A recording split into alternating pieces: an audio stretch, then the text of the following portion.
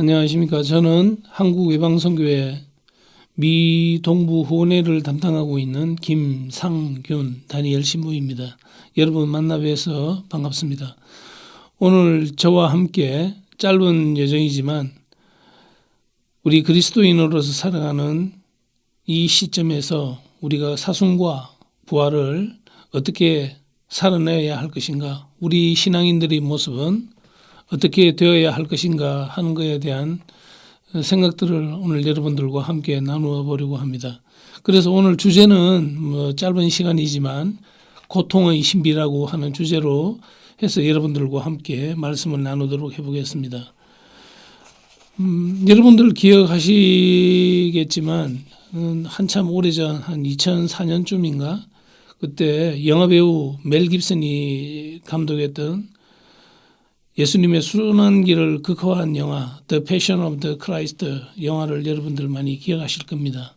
미국을 포함해서 전 세계에서 아주 인기리에 상영되었던 그 영화입니다. 그런데 그 영화 장면 군데군데 너무 사실적이고 잔혹해서 보는 느낌이 섬뜩하기도 했었습니다. 여러분들은 그 느낌이 어땠습니까? 예수님의 십자가형을 어느 정도일 거라고 여러분은 상상하고 계십니까? 예수님께서는 십자가에 매달리기 전에 먼저 채찍형을 맞으셨습니다. 예수님께서 맞은 채찍은 상당히 잔인한 것이었습니다. 가죽을 가늘게 잘라 7가닥 정도를 꼬았다고 합니다. 그리고 가죽 끝에는 나무를 길게 매달아 손에 움켜쥐면 딱 맞게끔 하고 그 끝에다가 다시 가죽 끝을 매달았다고 합니다. 가죽을 가늘게 잘라 7가닥 정도를 꼬아서 손에 움켜쥐면 딱 맞게끔 하고 그 끝에 다시 가죽 끝을 또 매달았다고 합니다. 이러한 것으로 사정없이 내리치게 되면은 살은 찢겨지고 순식간에 뼈가 밖으로 드러나기도 하고 옆구리 쪽으로 내리치면 창자가 쏟아져 내려오기도 했다고 합니다. 정말 얼마나 끔찍합니까? 이런 채찍을 예수님께서는 맞으신 것입니다. 잔인한 로마 군사들은 특별히 유다인 죄수들을 만나게 되면 이들에 대한 격한 분노심 때문에 이 가죽 채찍을 물에 푹 담궈두었다가 내리쳤다고 합니다. 현재 이탈리아 토리노 성당에 보관되어 있는 예수님의 수의를 보면은 예수님께서 이런 채찍에 맞은 횟수가 한 80회 정도 된다고 그런 이야기를 하고 있습니다. 사실 이렇게 맞다 보면은 몸은 검푸는 색으로 멍이 들고 검푸르게 멍들었던 자국은 갈기갈기 찢겨지고 찢겨진 자국마다 납이 박혀서 살점이 떨어져 나왔던 것입니다. 예수님은 피가 응고된 이러한 상황에서 등에는 60kg 정도 되는 십자가를 짊어지고 600m의 골고타 언덕을 오르셨습니다. 죄지은 인간이 살아야 되는 이 땅의 모든 고통을 감당하시는 것을 보여주시듯이 그렇게 예수님께서는 우리를 대신하여 골고타 언덕을 오르셨던 것입니다.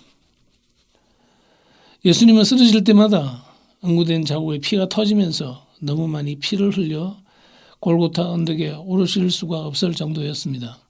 그래서 우리가 사순 매주 금요일에 십자가 길을 하게 될 때 우리는 14처 중에서 3처, 7처, 9처에서 넘어지시는 예수 그리스도의 기진맥진함을 만나게 됩니다. 그리고 또한 예수님은 머리에 가시관을 쓰셨습니다. 손에는 15cm 정도 되는 쇠못을 박았습니다. 그리고 발목도 비틀어진 채로 함께 모아져서 못이 박혔습니다. 그리고 예수님께서 완전히 돌아가셨는지 확인하기 위해서 로마 병사가 옆구리에 창을 찔렀을 때 염통에 창이 닿으면서 물과 피가 사정없이 쏟아져 내렸다고 합니다. 우리가 십자가에 달리신 예수님을 보면 하체를 수건으로 가려놓았는데 실상 그 당시 십자가형을 받은 사람들에게 행하는 십자가형은 발가벗기움입니다. 그 발가벗기움을 통해서 그들은 상당히 수치를, 창피함을 그들은 느끼게 하는 그러한 모습들을 연출해 내기도 했습니다. 그래서 우리가 특히 십자가의 길 제10처 예수 발가벗기움을 옷벗기움을 묵상합니다. 하지만 옷벗기움을 묵상하는 것이 아니라 실상은 발가벗기움을 묵상해야 되는 것입니다. 이사야 예언자는 이사야서 53장에서 이렇게 이야기하고 있습니다. 그가 찔린 것은 우리의 악행 때문이고 그가 으스러진 것은 우리의 죄악 때문이다. 우리의 평화를 위하여 그가 징벌을 받았고 그의 상처로 우리는 나았다. 예수 그리스도의 상처를 인해서 예수 그리스도의 십자가로 인해서 우리는 다시 새하늘과 새 땅을 맞이하게 되었다는 이야기를 하고 있습니다. 십자가 형벌은 우리를 사랑하셔서 우리의 죄를 대신 짊어지신 예수님의 큰 고통이었습니다. 또한 아버지 하나님께서 우리를 사랑하시기에 우리 인간들을 구원하시기 위해서 아들을 십자가에 매달고 아들의 고통을 외면해야만 하는 사랑의 아픔이었습니다. 여러분들 묵주기도 열심히 잘 하고 계시리라 생각합니다. 환희, 고통, 영광, 빛의 신비. 저 역시 마찬가지입니다만은 일상적으로 월, 화, 수, 목, 요일에 따라서 환희, 고통, 영광, 빛의 신비를 바치지만 또한 저는 특히 제 영육이 많이 지치고 힘들 때는 고통의 신비를 바치면서 예수님의 고난을 묵상하며 많은 위로를 받습니다. 여러분들도 묵주기도 특히 고통의 신비를 통해서 예수 그리스도로 인해서 많은 위로를 받으시기를 바랍니다. 우리는 살면서 이런저런 고통에 시달리며 때로 힘들어하고 좌절하기도 합니다. 그렇기 때문에 우리 인생의 행복은 어쩌면 고통이 없는 삶이 아닌가 하는 생각이 들 때도 있습니다. 우리가 잘 아는 사자성어 고진감래 고생 끝에 낙이 있다는 말로 고통의 힘겨움에서 그 위로를 받기도 바랍니다. 젊어서 고생은 사서도 한다는 말을 새겨보면 고생이 우리 삶에 필요하다는 말입니다. 기쁨은 고생 또는 고통에 비례한다고 말들을 합니다. 기쁨이 크면 클수록 그만큼의 고통이 있었기 때문입니다. 진통 중에 귀여운 아기가 태어나면 사모는 그 고통을 잊고 새 생명을 바라보는 기쁨으로 가득 찹니다. 여러분은 십자가에 달린 예수님을 느껴보신 적이 있습니까? 그리고 어떤 생각이 들었습니까? 예수 그리스도께서는 왜 우리를 위해서 순환을 당하신 건지, 왜 죽음을 선택할 수밖에 없었는지, 십자가 이외에는 다른 선택의 여지가 정말 없었는지, 예수님께서 당하신 그 고통이 나에게는 어떤 의미로 다가서는지, 33살의 청년 예수가 짊어지고 간 십자가가 과연 우리에게 무슨 의미가 있는지, 그래서 우리는 왜 회개를 해야 하고 왜 기도를 해야만 하는지, 부활의 신새벽을 맞이할 우리의 삶을 준비하면서 지금 여기서 우리가 해야 할 일에 대해서 잠깐 생각해 보려 합니다. 오늘 주제로 고통의 신비를 함께 묵상하자고 말씀드렸습니다. 고난, 고통, 파시오, 패션. 고난당하는 것을 즐거워할 사람은 아무도 없습니다. 만일 누군가가 고난당하는 것을 즐거워하고 좋아한다면 그는 어쩌면 정신적으로 문제가 있는 사람입니다. 내가 원했던 원치 않았던 우리 인생에 있어서 고난을 당할 때 그 의미를 우리가 잘 대처한다면 그 고난은 시련의 시간이 아니라 큰 축복으로 바뀔 수도 있습니다. 그러나 고난의 의미를 제대로 이해하지 못하고 무조건 시기하고 기피하고 반발하고 누군가가 다투면서 대처한다면 내 인생에 있어서 큰 재앙이 될 수도 있을 것입니다. 그러면은 여기서 말하는 그 고난의 진정한 의미는 과연 무엇인가 한번 생각해 보겠습니다. 부모님이 자녀 교육을 할 때 말로서 여러 번 훈계해도 자녀들이 그 말을 무시하고 계속 잘못된 길로 가면 부모는 자녀에게 매를 듭니다. 사실 요즘 세상 부모들이 자녀들에게 매를 들지 않아 그릇된 애들이 얼마나 많습니까? 매를 들어 바르게 기른 자식이 나중에 커서 큰일을 합니다. 이처럼 하나님께서 우리에게 주시는 그러한 고난은 우리가 더 큰 인물로 태어날 수 있게 하시기 위해서 하나님께서 내려주시는 하나님의 사랑 방법입니다. 경관이 아주 수려하고 조용한 섬나라 뉴질랜드에는 새인데도 불구하고 날지 못하는 새가 세 종류가 있다고 합니다. 왜냐하면 그 섬에는 새를 해치는 다른 동물이 없기 때문입니다. 심지어 그곳에 있는 뱀들도 아무런 독이 없다고 합니다.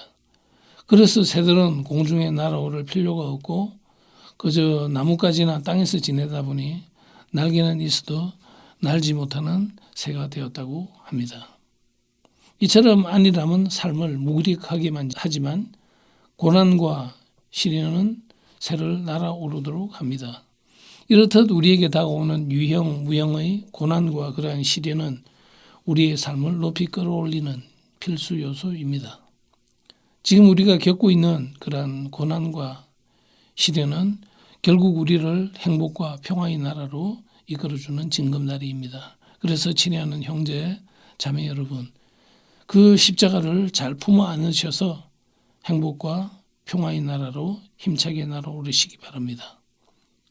하나님께서 당신께서 준비하신 은총의 선물을 고난, 고통이라고 하는 보따리에 잘 싸서 늘 우리에게 잘 전해주십니다. 그런데 무지몽매한 우리 사람들은 그 보따리를 좀 풀다가 맙니다. 그러니 하나님의 그 은총을 우리는 만날 방법이 없는 것입니다.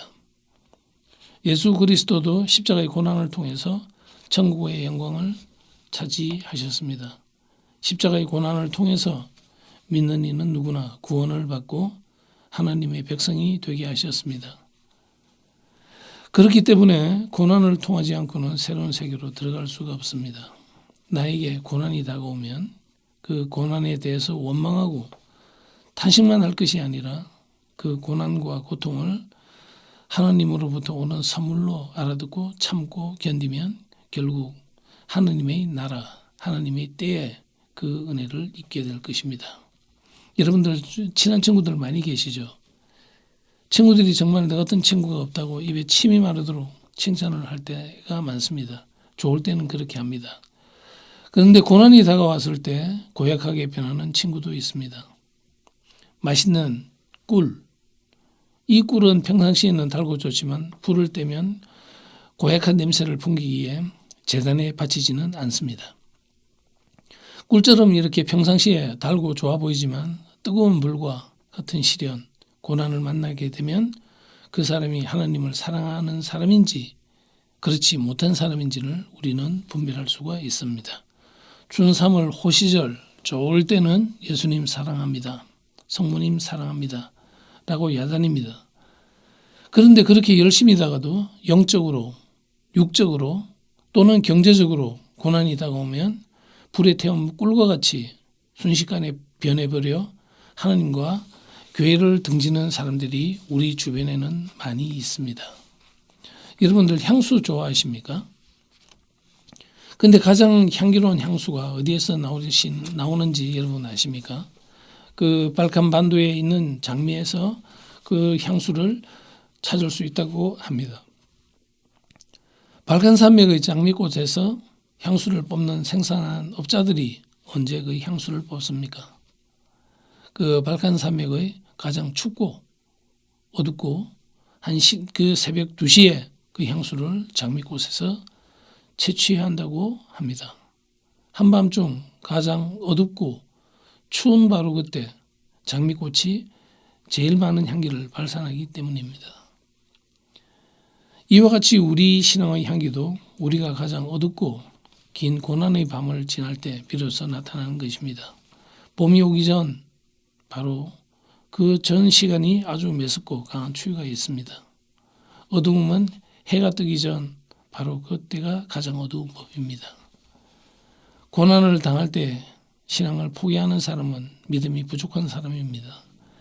그러나 고난을 당하면 당할수록 더 큰 향기를 낼 수 있는 사람이 바로 신앙인입니다. 동물들이 그 새끼들을 양육하는 방법들이 여러 가지가 있습니다. 그런데 제가 들었던 사자와 독수리의 그 양육 방법을 소개해 드리겠습니다. 사자는 새끼를 키우기 전에 새끼를 일부러 낭떠러지에 떨어뜨려서 악자같이 언덕을 기어 올라오는 놈에게만 젖을 먹여 기른다고 합니다. 그러니까 언덕을 기어 올라오지 못하는 놈은 죽든 말든 그냥 내버려 둔다고 합니다. 또한 독수리도 새끼를 날개 위에 태워서 공중에 올라가서 떨어뜨립니다. 그리고 결사적으로 살겠다고 발버둥 치는 새끼는 건져서 키우지만 그대로 떨어지는 새끼는 그냥 죽게 내버려 둔다고 합니다. 이처럼 사자나 독수리의 어미처럼 하느님은 고난을 통해서 우리가 굳센 신앙인이 되도록 인도하시는 겁니다. 하느님께서 우리에게 혹독한 시련과 고난을 주시는 것은 그 나름의 의미를 담고 있음을 우리는 잘 알아들어야 할 것입니다. 그렇다면 일반적으로 우리 그리스도인들, 우리 천주교인들은 보통 이렇게 생각합니다. 예수님을 믿으면 전혀 고난을 당하지 말아야 하는데 왜 고난을 당해야만 하는가? 이와 같은 질문을 곧잘 합니다. 제 생각에도 썩 틀린 질문은 아닙니다. 사실 우리 신앙인들은 현세의 삶 속에서 크고 작은 많은 고난을 당합니다. 예수 믿는 사람들이 축복을 받지 왜 고난을 당하는가? 역설적인 대답이지만 이런 대답을 우리는 할 수 있을 것입니다. 하나님께서 우리를 사랑하시기 때문입니다. 하나님은 미워하는 자는 때리지 않습니다.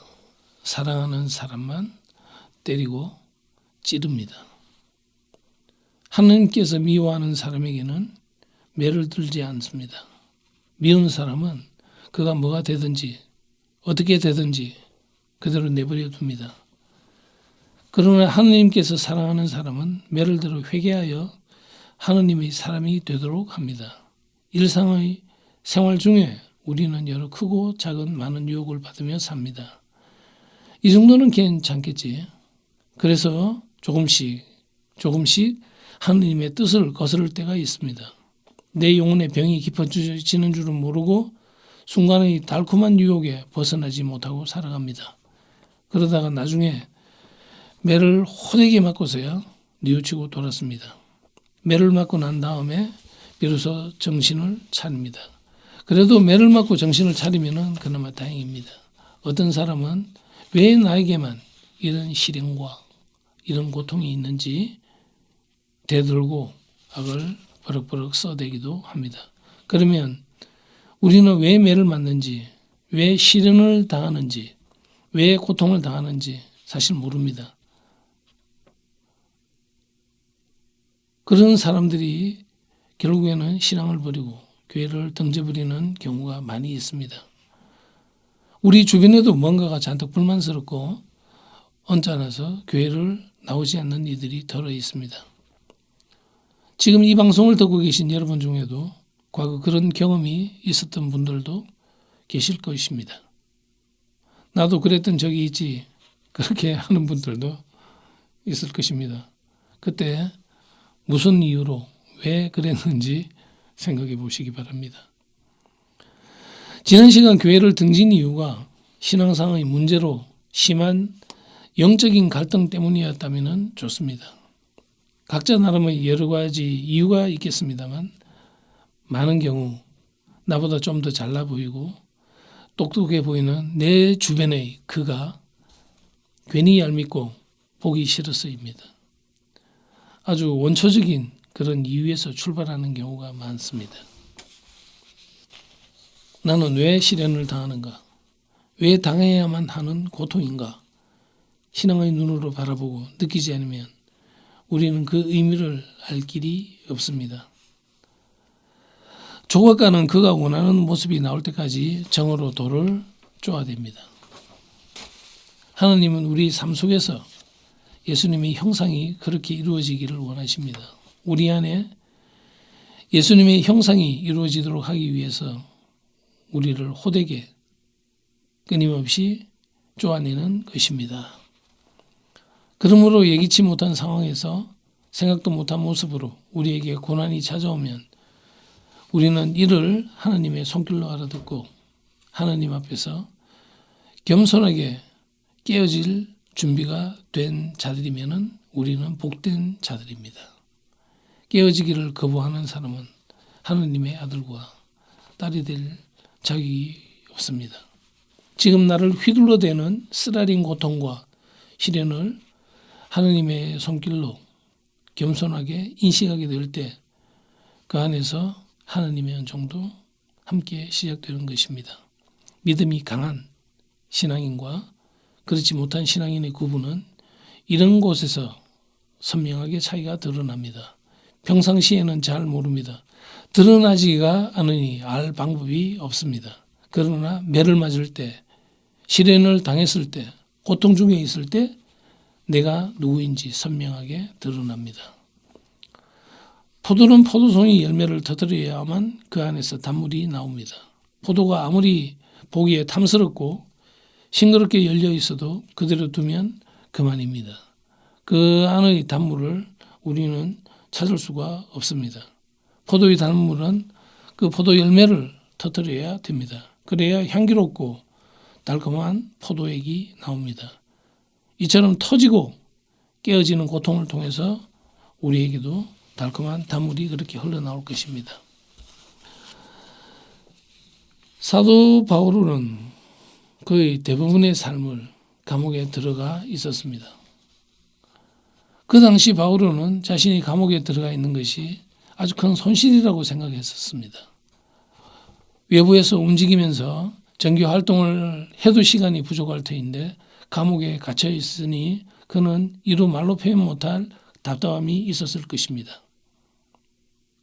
감옥에 갇힌 바오로가 이렇게 하느님의 말씀을 전할 수가 없으니 편지로 외부에 전했던 것입니다.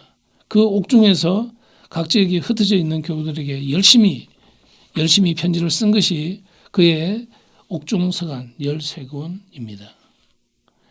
이러한 주옥과 같은 옥중 서간들을 통해서 오늘날 우리에게 하느님의 말씀을 전해주는 것입니다.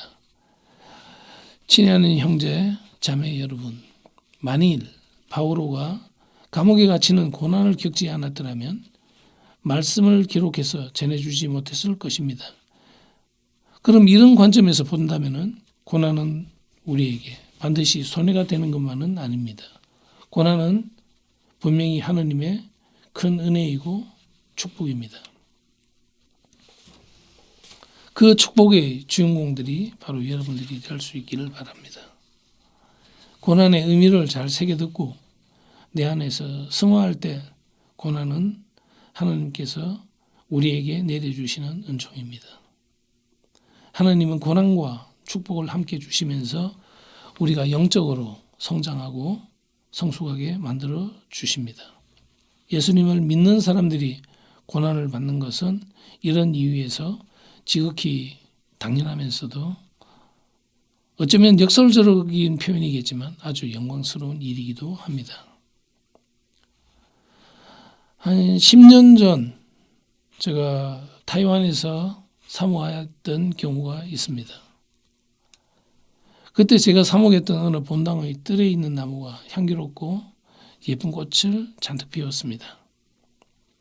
처음 제가 그 본당으로 부임했을 때 당시가 한여름이라 당연히 아무런 꽃도 향기도 없었습니다. 관리를 제대로 하지 않아서 아주 볼품도 없었습니다. 주변에는 잡초가 무성하고 삐뚤삐뚤하게 자란 것이 영 사납고 밉게 보였습니다. 그런데 그 후 며칠 산에 있는 공소 미사를 다녀오면서 보니 이전에 느끼지 못하던 달콤한 향기가 어디선가 나는 것입니다. 세상에 별일이다 싶기도 하지만 대수롭지 않게 여기고 그냥 지나쳤습니다. 그런데 그 다음날 아침에도 그 향기는 더 진하게 계속됩니다. 주변을 주의 깊게 둘러보니 바로 그 내가 못생겼다고 하던 그 나무가 어느새 예쁜 꽃을 하나를 안고서 향긋한 향기를 뿜어내고 있는 것입니다. 제대로 마음 한번 준 적 없고 가꾸지도 않았는데 나무는 아랑곳하지 않고 저에게 아름다운 꽃과 향기를 무상으로 양껏 제공하고 있었습니다. 저의 관심이 없던 그 사이 못생긴 그 나무, 때로는 센 나무에 흔들리기도 했을 것이고 때로는 큰 비에 흠뻑 젖기도 했을 것입니다. 또 한여름에 뙤약볕을 내리쬐는 그대로 고스란히 받아들여야 했을 것입니다. 그러나 그 나무는 결코 자기 자리를 떠나지 않고 묵묵히 처음에 자기 자리를 지키고 섰습니다. 아무도 알아주지도 않고 눈길을 한번 주지 않는 사이 나무는 홀로 변화와 성장을 끊임없이 추구했을 것입니다. 묵묵히 변함없이 자리를 지켜온 못생긴 나무가 우리에게 시사해 주는 바가 큽니다. 볼품없고 못생긴 나무가 저에게 귀한 인생 공부를 시켜주었습니다. 이처럼 나무는 한번 자리를 정하면 결코 움직이는 법이 없습니다. 결코 말라 죽을지라도 절대로 움직이지 않습니다. 주님 안에서 당하는 우리의 시련이 얼마나 많고 크더라도 우리는 이런 나무와 같은 신앙인이 되어야 할 것입니다. 예수님께서는 자기 십자가를 지고 따르는 자가 나의 아들이요 딸이라고 선언하셨습니다. 그러면 무엇이 자기 십자가입니까? 우리는 십자가가 의미가 무엇인지 분명히 알아야 할 필요가 있습니다. 내가 지은 죄로 고난을 당한다면 이것은 자기 십자가가 아닙니다. 자신이 지은 죄로 인해서 고통을 당한다면 회개하고 뉘우쳐서 고통에서 벗어나야 할 것입니다. 그것은 자기의 십자가가 아니라 자기가 지은 죄에 대해서 응당 책임져야 할 그의 삶의 한 부분일 따름입니다. 그렇다면 질병으로 고난을 당할 때 이것은 자기 십자가입니까? 물론 이것도 자기 십자가가 아닙니다. 질병이 있을 때에는 병원에서 치료를 잘해서 나오면 됩니다. 그러니 이것도 자기 십자가가 아닙니다. 그렇다면 내가 지금 궁핍하게 살아가고 있는데 그 가난도 나의 십자가인가? 그것도 아닙니다. 궁핍에서 생활이 어렵다면 왜 가난한지 그 이유를 살펴봐야 합니다. 혹시 내가 부지런하지 못해서 그렇다면 부지런히 일해서 잘 살면 됩니다. 그렇기 때문에 가난 역시 내 십자가라고 말할 수가 없습니다. 그렇다면 내가 뜻한 일이 잘 되지 않을 때 이것은 나의 십자가인가? 내 뜻이 안 됐기 때문에 그것이 나의 십자가라고 말할 수도 없습니다. 그러면 예수님께서 여기서 말씀하신 자기의 십자가는 어떤 것입니까? 그것은 주님의 뜻대로 살고자 내가 애써 노력하는 가운데 당하는 고난이 나의 십자가입니다. 지금 내가 걸머진 고통과 시련이 정말 나의 십자가인지 아니면 나로 인해서 빚어진 단순한 어려움인지 우리는 잘 구분해야 될 것입니다. 우리는 매일매일 주님을 섬길 것인가? 내 욕심에 따라서 살 것인가? 바른 신앙인의 모습으로 살 것인가? 육신의 욕망대로 거짓되게 살 것인가? 우리는 일상의 삶 안에서 늘 선택을 요구받으며 살아갑니다. 아침에 일어나서 창문을 열고 커튼을 열어 제쳐야만 밖에서 이미 우리 곁으로 와 있는 밝은 빛과 상쾌한 공기를 만날 수 있습니다. 창문을 열지 않고 커튼을 열어 젖히지 않으면 신선한 공기와 강렬한 태양을 만날 도리가 없습니다. 창밖에 이미 빛과 공기가 우리 곁에 다가와 있었듯이 우리 곁에는 항상 하나님이 와 계셨습니다.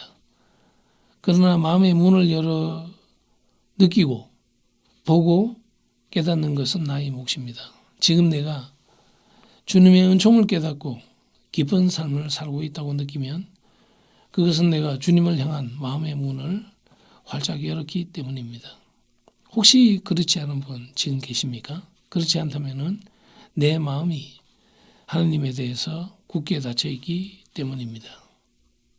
주님께서는 우리를 죄의 사슬에서 풀어내어 자유와 구원을 주시기 위해서 손짓하시지만 그 손을 마주 잡고 안 잡고 하는 것은 우리의 몫입니다. 하느님께서 내미신 손을 잡고 빛으로 나아갈 것인가? 그냥 주저앉아 어둠 속에서 헤맬 것인가? 그 선택은 나와 여러분의 몫입니다. 선택을 하게 될 때 내 하고 싶은 대로 하는 것을 접어두고 하느님께서 기뻐하실 일을 선택함으로 겪게 되는 고난. 그 고난이 나의 십자가입니다.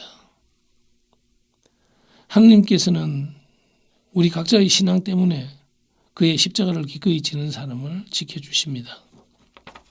그런 사람은 능히 자신의 십자가를 지고 나가서 마침내는 승리할 은총을 내려주십니다.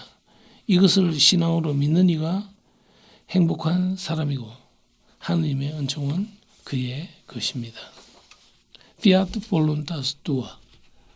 하느님의 그러한 뜻이 나에게 이루어지소서라고 우리는 주님의 기도 중에 그렇게 자주 고백을 합니다. 하느님의 뜻이 내 안에서 이루어지고 이루어진 그 길을 통해서 우리가 더 큰 참여와 영광을 하느님께 드릴 수 있는 그러한 반듯한 신앙인으로 거듭날 수 있기를 바랍니다. 보통 우리 그리스도교 진리의 핵심은 무엇인가? 진리는 무엇인가? 이것은 예수님 시대 당시 때부터 빌라도가 예수 그리스도께 물었던 질문이기도 하고 많은 사람들이 질문을 하는 것이기도 합니다. 진리가 무엇인가? 우리가 믿고 신앙하는 그리스도교의 핵심은 십자가를 통한 사랑입니다. 하느님은 죄인을 더욱 사랑하십니다. 루카복음 5장 32절에서 예수님께서 제자들에게 이렇게 말씀하십니다. 나는 의인이 아니라 죄인을 불러 회개시키러 왔다. 하느님은 죄인을 가까이 하여 회개를 촉구하고 회개한 자를 용서해 주십니다. 이 용서는 내가 해 주신 것이 아니라 하느님께서 친히 용서해 주신 것이기 때문에 우리는 하느님으로부터 용서를 받은 형제 자매에게 지난 과거의 잘못을 묻거나 비판하지도 말아야 합니다. 왜냐하면 하느님께서 이미 그의 죄를 다 용서해 주셨기 때문입니다. 그러니까 죄는 하느님께서 용서해 주시는 것이지 우리가 용서를 하고 말고 하는 것이 아닙니다. 혹시 우리가 그렇게 간섭을 한다고 하면은 우리는 하느님의 영역을 침범하는 무리함을 범하는 것입니다. 이것을 꼭 명심하시기 바랍니다. 보통 우리 천주교인을 상징하는 것에는 무엇이 있습니까? 성호를 걷는 모습들 또는 십자가, 묵주반지, 미사보 그리고 우리의 행동들, 우리의 말씨들 이러한 것들을 통해서 외인들은 우리를 천주교인이라고 알아볼 것입니다. 그중에 십자가는 우리 신앙인의 상징입니다. 십자가는 교회와 그리스도를 의미합니다. 친애하는 형제자매 여러분. 여러분에게 있어서 십자가는 무엇입니까? 여러분 마음속에 십자가는 어떤 의미로 자리하고 있습니까? 우리는 이 십자가와 함께 어떤 관계를 맺느냐에 따라서 우리의 인생이 달라집니다. 십자가로부터 우리 인생의 생사와 승패가 갈라집니다. 보통 신학교에서는 전 학년에 걸쳐서 철학 수업을 많이 합니다. 특히 저학년 때 철학 수업을 아주 많이 듣습니다. 저는 철학을 상당히 싫어합니다. 완전히 죽을 맛입니다. 그 철학 수업 시간이. 왜냐하면 뻔한 이야기를 가지고 늘어놓는 학설들이 저에게는 다 궤변처럼 들리고 말꼬리 잡고 늘어져 말장난하는 것처럼 느껴졌기 때문입니다. 우리 반에는 평상시 대화 중에는 말을 제대로 잘 하지도 못하던 신학생이 있었습니다. 그런데 다른 시간도 아니고 철학 수업 시간에는 펄펄 날아다닙니다. 얼마나 떠들어댔든지. 참고로 그 친구 지금 장가 갔습니다. 아무튼 신학교 철학 수업 시간은 이렇게 저에게 있어서 피하기 힘든 시련이었습니다.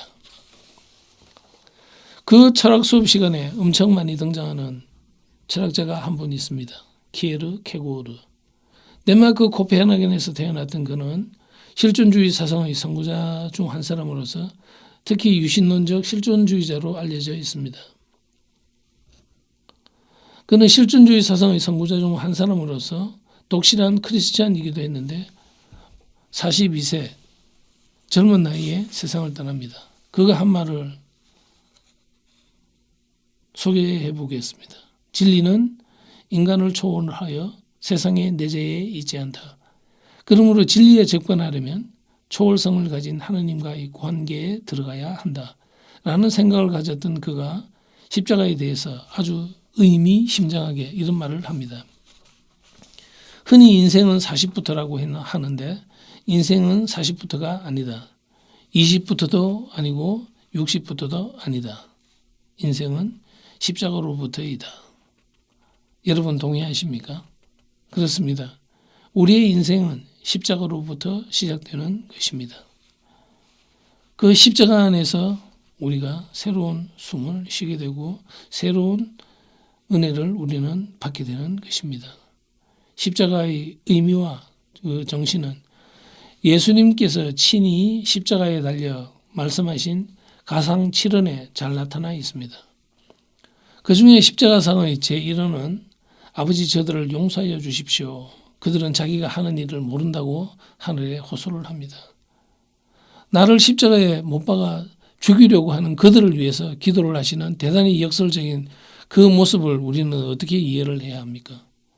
예수 그리스도께서는 우리에게 그런 사랑을 보여주셨습니다. 아버지, 저들을 용서하여 주십시오. 그들은 제가 하는 일을 모릅니다. 친애하는 형제자매 여러분, 이 말씀 안에 여러분들이 동의되는 바가 많이 있을 것입니다. 저 역시 더러 어떤 상황에서는 말하고 싶은 많은 이야기들 많이 있지만 그들을 위해서 그냥 침묵 내지는 기도로 마감할 수밖에 없는 그러한 상황들도 있습니다. 그럴 때 우리는 예수 그리스도께서 십자가상에서 제일 처음 말씀하신 아버지 저들을 용서하여 주십시오. 그들은 자기가 하는 일을 모릅니다. 저 역시 그들이 정말 하는 일을 몰랐기 바랍니다. 그리고 여러분들에게 있어서도 그렇게 답답하고 안타까운 일들이 연출되었을 때 그들은 자기들이 하는 일을 몰랐기 때문에 그랬기를 바라고 여러분들은 그들을 위해서 아버지 저들을 용서하여 주십시오라고 그렇게 기도를 해주기 바랍니다. 서두에 제가 말씀드렸던 멜 깁슨 감독의 The Passion of the Christ에 보면은 예수 그리스도의 순환기 거기에서 제가 아주 인상 깊게 봤던 그러한 내용들이 있습니다. 그 중에 하나가 뭐냐면은 십자가상 세 군데 중에서 예수 그리스도가 가운데 계시고 예수님을 중심으로 좌도와 우도가 있습니다. 그 좌도와 우도가 이야기하는 그 모습들을 우리가 한번 생각해 봤으면 좋겠습니다. 예수님 시대 당시 때 그 십자가형은 극형을 받은 사람들을 아주 처절하게 고통을 받게 하고 죽이는 방법이었습니다. 그런데 그 상황에서도 좌도는 죽어가는 그 마지막 절체절명의 그 순간까지도 예수 그리스도께 대듭니다. 내가 하느님의 아들이면 너도 구하고 나도 구해보고 우리를 이 십자가에서 내려오게 하라고 윽박질러 댑니다. 그 십자가상 마지막 그 순간에서도 그는 자신의 어떤 지은 죄와 내가 해야 될 일들이 무엇인지 회개하고 반성해야 되는 것인지 아니면은 윽박지르고 들이대야 되는 것인지 그는 모르고 있었습니다. 그러고 난 다음에 그는 마지막에 또 날아돈 독수리의 불의에 의해서 그의 눈이 찍혀가면서 마지막에는 십자가에 못 박혀서 목숨을 거두게 됩니다. 그런데 우리가 여기서 주의 깊게 봐야 할 것은 예수님 옆에 십자가상에 달려있던 우도의 모습입니다. 그 역시 좌도와 함께 굉장히 사납고 어두운 세상을 지내왔던 사람 중에 한 사람입니다. 불쌍하고 안타까운 그의 인생을 우리는 보고 있습니다만은 그가 그의 인생의 마지막 부분에 있어서 그는 예수 그리스도께 그렇게 고백을 합니다. 선생님, 당신께서 낙원에 들어가게 될 때 저를 기억하여 주십시오. 그 한마디로 인해서 그는 예수 그리스도로부터 그러한 대답을 받습니다. 너는 정녕 오늘 나와 함께 낙원에 있게 될 것이다. 친애하는 형제자매 여러분, 우리가 십자가상의 우도와 같은 그러한 고백을 통해서 이때까지 이 세상을 우리가 사납고 어둡고 힘들게 고통스럽게 살아왔다고 하더라도 잘된 고백 하나, 결심 하나를 통해서 우리 인생이 바뀔 수 있는 그러한 일들이 우리 각자에게도 일어나기를 바랍니다. 우도와 같은 그러한 고백을 우리가 겸손되이 하나님과 교회 앞에서 하게 될 때 우리는 하나님의 사랑스러운 자녀로서 신원을 다시 회복하고 그렇게 살아갈 수 있는 힘과 용기를 하늘로부터 얻게 될 것입니다. 하늘에서 쏟아지는 폭포수와 같은 은총과 평화를 여러분께서 만끽하시고 여러분은 더욱더 신앙으로 영적으로 성장하는 그러한 시간들이 되기 바라고, 이 부활 사순 이 시기를 통해서 우리가 만나게 되는 그 시간 안에서 우리는 하나님과 교회 안에서 거듭나는 그러한 신앙인이 되기를 바랍니다. 우도의 고백을 나의 고백으로 할 수 있는 오늘이 되기를 바랍니다. 친애하는 형제 자매 여러분, 하나님께서는 여러분을 사랑하십니다. 여러분들이 어떠한 처지에서 어떻게 처해 있든 하나님께서는 우리와 함께 걸어가시고 때로 지쳐 힘들어 쓰러져 있는 우리를 이렇게 재워주시는 그 하나님의 손길을 여러분들은 우도의 고백과 같은 고백을 통해서 체험할 수 있는 시간들이 되기 바랍니다. 감사합니다.